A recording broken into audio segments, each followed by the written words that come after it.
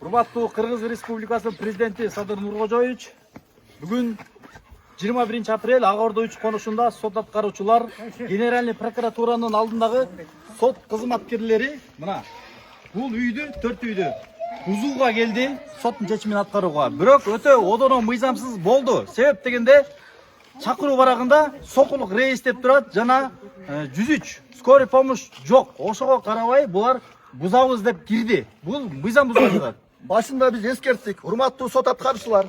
Силерде деген скорый деген жок экен. Бирөөнүн үйү бузулуп атканда сөзсүз жүрөгү кармайт. Өзгө өз кол салуу болот. Бул аракетиңер мыйзамсыз десек, мына сот аткаруучу айтып атат. Биз эч кандай скорый чакырбайбыз. Качан өлсө өлсүн, ошондон кийин чакырабыз деп ушундай мыйзамсыз кадамдарга барды. Урматтуу Садыр Нуркожоевич, бул иш бир экинчиден административный сотто каралып жатат. Эч кандай бир тарапка чечиле элек. Ошого карабастан ушул аракеттерге барып атат сот аткаруучулар. Экинчиден ушул жабырлануучулардын адвокаты эртең менен сотко барып кайрылып атат. Бул жерде жанагы сноско берген адамга уголовный иш козголуп атат. Экинчиден сот иштери административден бүт элек.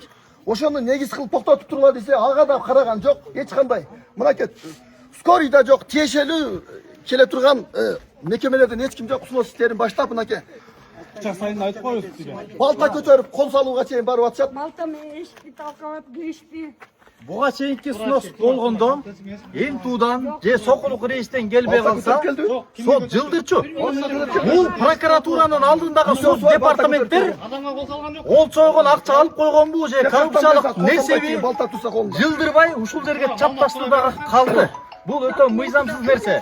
Мына өзүнө өзү кол салып, мойнун кесип салды бул жерденчи. Мына дача скорый жок.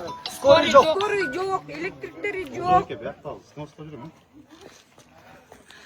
Булар Назаралиевтер. Ушундай иштердин айынан кол бошот. Биз там салып жашагандан нуска карабай, бир эмес 3 үй, 4 үй турат, ошого карабастан бир участокко пустой участок кылып кызыл китепти чыгартып келип алышты. 4 участокко ооба. Биздин тамыбыз бар болуп жашап атканыбызды эске алган жок. Буга чейин дагы милиция кызматкерлерин алып келет, бирок бизге эскертүү бербейт. Милиция кызматкери менен келдик, жерди чыйнай иштеген эскертүү жок. Өздөрү билип келип мына.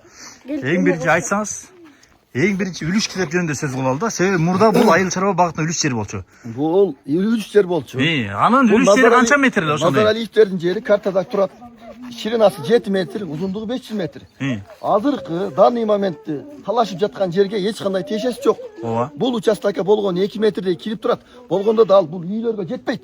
Даже ошол Назаралиевдин үй дагы ошол өзүнүн үлүш жеринде турбайт. Башка бирөөнүн жеринде Башка бирөөнүн. Эми сокулук администрациясы, сокулук архитектурасы, сокулук кадастр ушуга карабастан буларга китеп жасап берип атат.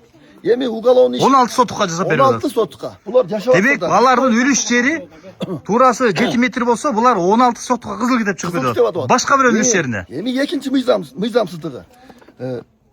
Жер мунапысы 2021 жылы 1 декабрга чейинки салынган үйлөргө гана мыйзамдаштырууга жатат. Бирок булардыкы 2022ден кийин салынып жатат. Картада пустой. Экинчи мыйзам бузулук. Эми үчүнчүдөн ошол эле учурда кадастрдын сотрудниги, архитектурдун сотрудниктери буларга айтып атат. Бул жерге китеп жасабайбыз деп сотрудник отказ берип атат. Ошол сотрудникти кадастр иштен алып туруп, кайра бир башка сотрудник тап келип ошого китеп жасатып коюп атат да. Бул жерде сокулуктун комиссиясынын токтомун жокко чыгарыш керек. Ошол эле кадастрдын китеп жасаган сотруднигине жоопко тартыш керек. Анан экинчиден ушул Назаралиевке 17 апрелде уголовный иш козголуп атат Ленинск ровдудан. Ошол уголовный иштердин баарыны тиркеп туруп адвокаты мына уголовный иш козголду, административный соттон каралып жатат иш. Ушуга негиз кылып токтоткула десе, мына сот аткарчылар ушуга барган жок токтотконго. Эмне үчүн башкы прокуратуранын алдындагы сот департаменти токтотпой атат? Кызыкчылык болуп атабы же кандай? Же акча алып койгонбу? Эмне күмөндөр бар? Бул жерде толук негиз бар да. Бул жерде жазып атат. Токтоткула негиз бар, уголовный иш бар, административный иш бар депчи. Ошого каратып туруп жылдырып турса болмок буларчы. Булар бир тараптуу эле карап атышат да. Только ушул адамдын как будто адвокат сыяктуу эле. Демек, жалпы элдер бир кызыкчылык бар деп эле ишенип атат, Биз карапайым эле ойлойбуз да. Кызыкчылык бар экен, бир тараптуу карап атса депчи. Урматтуу Садыр Нуркожоевич, башкы прокуратура Максат Асанович, ушундай нерсенин айынан чың алуу, нааразычылыктар болуп көрбөгөндөй болуп атат. Тыкыр иликтеп бериңизди киришип көз салып беришиңизди суранабыз. Экинчиден толуктап дагы айтып коеюнчу, бул жерде деген ошол рейс Жакын турсаңыз, жакын. тийиштүү мекемелердин баары келиш керек болчу да. Даже мына ЕМТУнун башчысынан келиш керек болчу. Ошол эле скорый керек болчу. Бул жерде эч ким гарантия бере албайт. Бирөөнүн үйүн бузуп аткандан кийин жүрөгү кармап калышы мүмкүн. Ар түрдүү случай болот. Ошон үчүн мыйзамда каралат. Требовать этилген кызматкерлердин баары келсин деп. Бирок буларга биз ачтык. Скорый келсин.